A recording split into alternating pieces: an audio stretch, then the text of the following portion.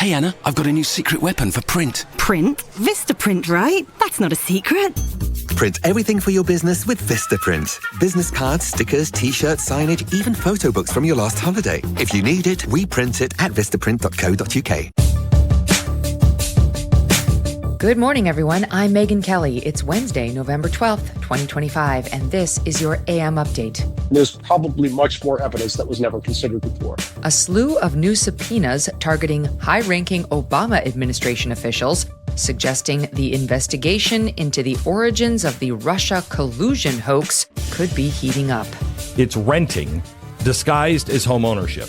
You won't own your home until you're in your 80s. President Trump pitches a 50-year mortgage, and many in MAGA do not like it.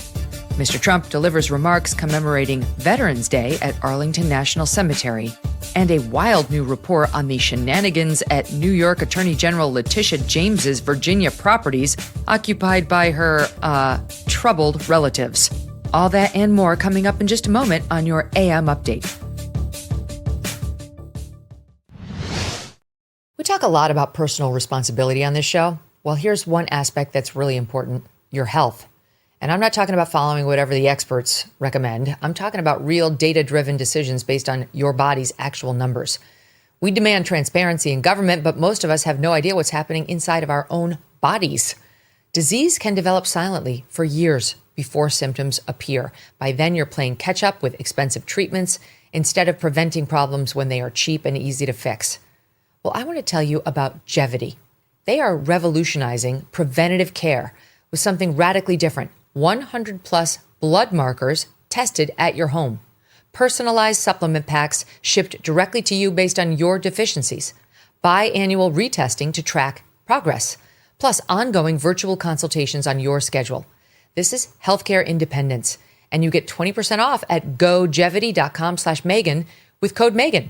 That's GoJevity, GEVITI.com/Megyn, because nobody should control your health decisions but you. Last week, a federal grand jury out of the Southern District of Florida reportedly subpoenaing former CIA Director John Brennan and former FBI officials Peter Strzok and Lisa Page. Fox News reporting as many as 30 subpoenas are expected to be issued to high-level officials in connection with the ongoing investigation into the origins of the so-called Russia collusion hoax.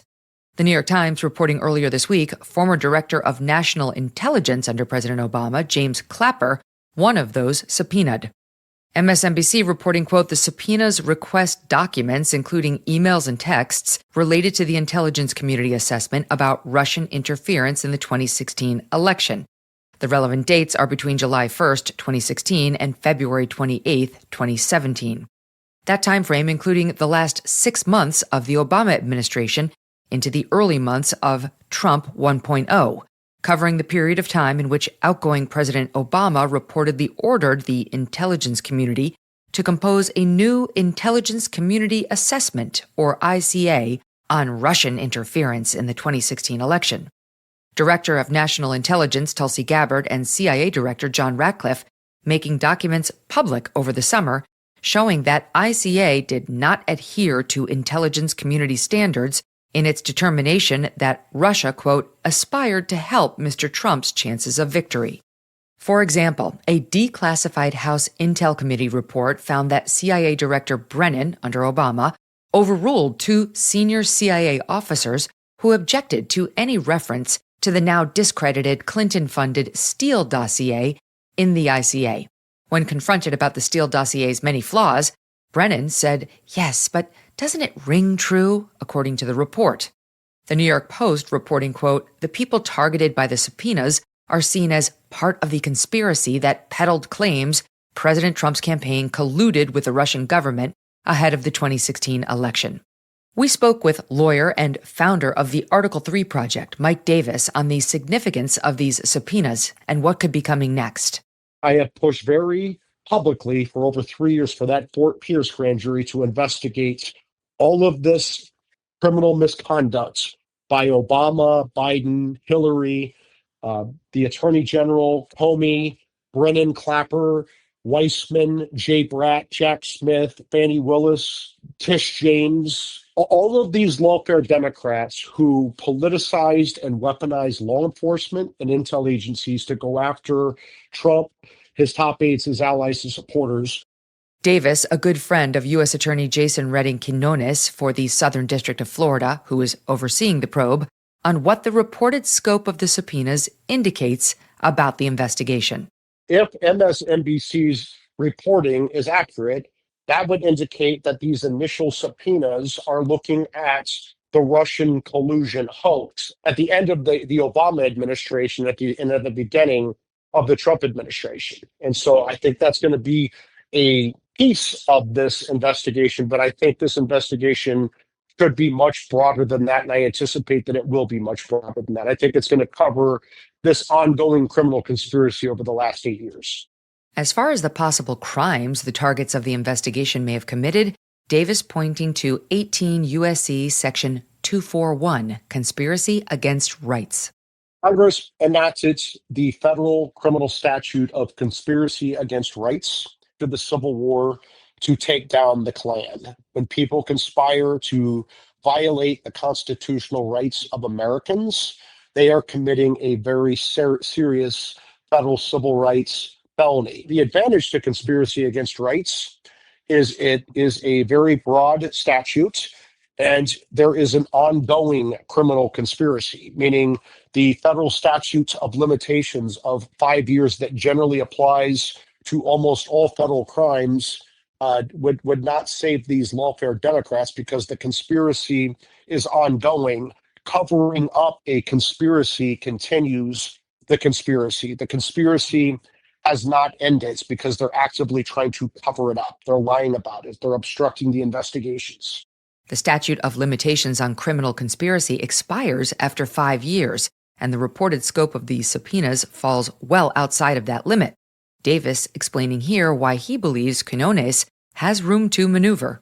The statute of limitations does not begin to toll until the conspiracy has ended. You have to disavow the conspiracy to end the conspiracy, and then you have 5 years from when the conspiracy ends to bring these federal charges for conspiracy against rights. But when you cover up a conspiracy, you continue the conspiracy. Every person who politicized and weaponized intel agencies and law enforcement to take out their political enemies for non-crimes could be subjected to this criminal conspiracy against rights investigation that apparently is being led out of the Southern District of Florida.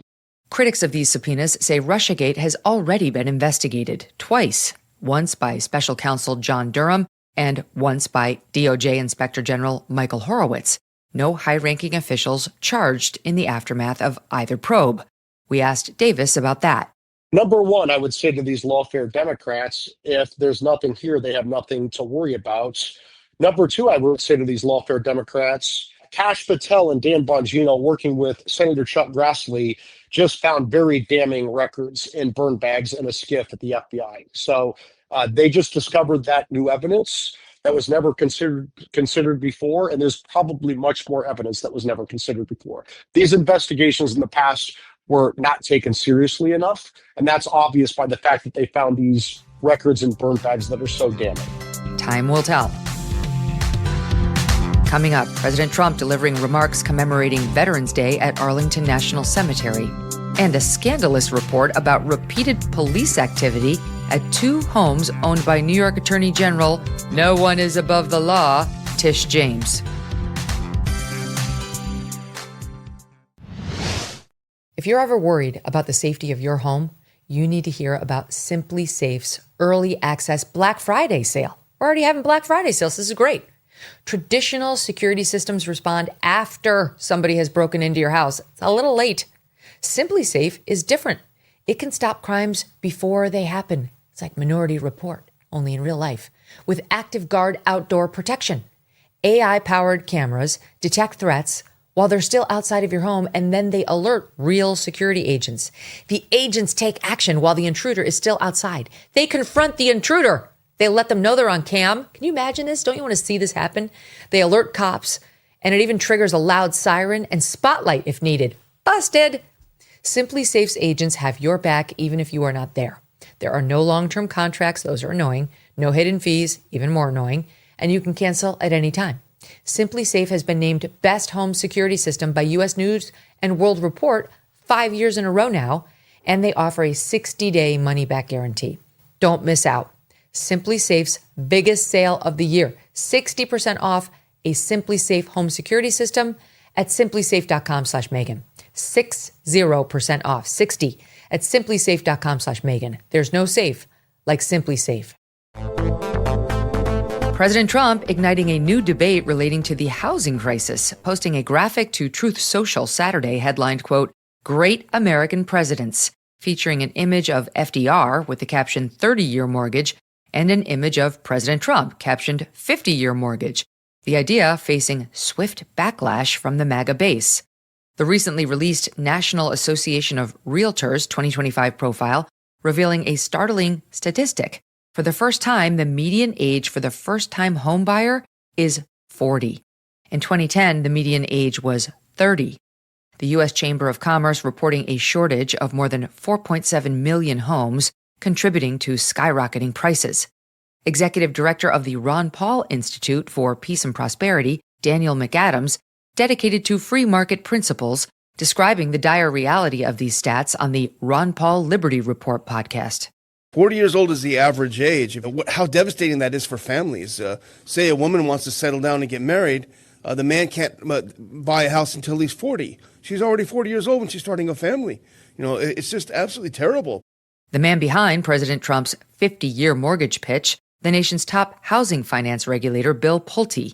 Pulte reportedly floating the idea as a means of making home buying more accessible for Americans amid an affordability crisis.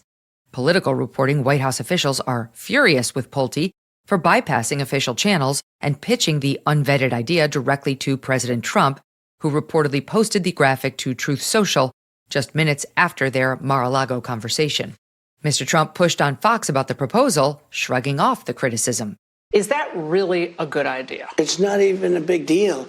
I mean, you go from 40 to 50 years, and what it means is 50, you pay something less from 30. That some people had a 40, and then now they have a 50. All it means is you pay less per month. You pay it over a longer period of time. It's not like a big factor. It might help a little bit. But the problem was that Biden did this. He increased the interest rates, and I have a lousy Fed person who's going to be gone in a few months. Fox host Charles Payne on Monday breaking down the math and why he believes a 50-year mortgage is not the solution to an affordability crisis.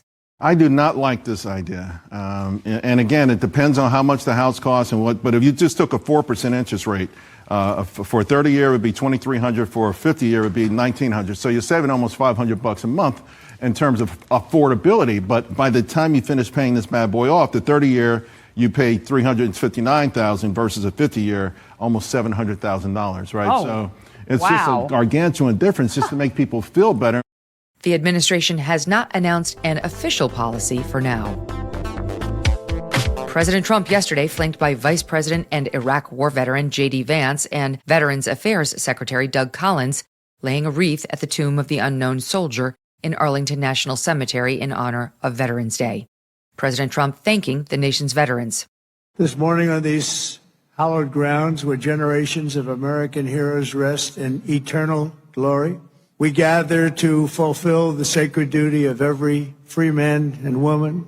On Veterans Day, we honor those who have worn the uniform, who have borne the battle, who have stood to watch, and whose ranks have formed the mighty wall of flesh and blood, bravery and devotion that has defended our freedom for 250 years.